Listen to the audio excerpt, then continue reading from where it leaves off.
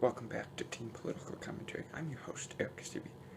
Now, as you all know, earlier this week, the Seattle City Council unanimously approved a measure to raise the minimum wage in the city to $15 an hour.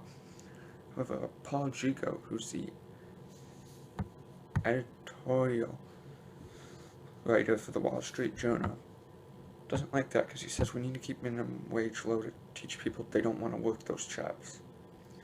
He said, well, I worked minimum wage for $2 an hour back in the 70s.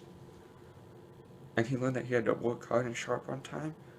And he also learned he didn't want to live his rest of his life working those.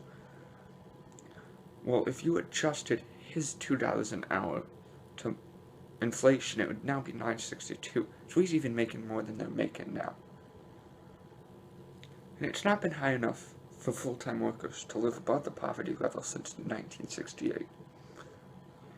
And if you were to adjust it for inflation, productivity gains, etc., the minimum wage today would be $22, but it's like not. I'm not saying we need to make the minimum wage the biggest wage in the country, and I can tell you this, most people work those jobs aren't the teenagers who want to move up the economic things. Those are hardworking Americans who have families they're trying to raise. I'm not advocating for minimum wage workers to be the highest paid people in the United States, since everybody seems to think that's what people want. It's not. I can tell you most minimum wage workers don't want to do those jobs, even if they paid good. They're not fun jobs to do. You get disrespected and people don't like them. But all I want is a reasonable living wage for these minimum wage workers, so they can raise their families or support themselves if they don't have any families.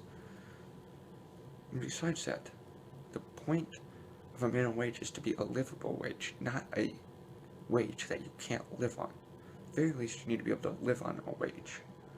When you're working full-time, there's no reason you shouldn't be able to live on that wage. Thanks for watching Team Political Commentary. I'm your host, Eric Stevie.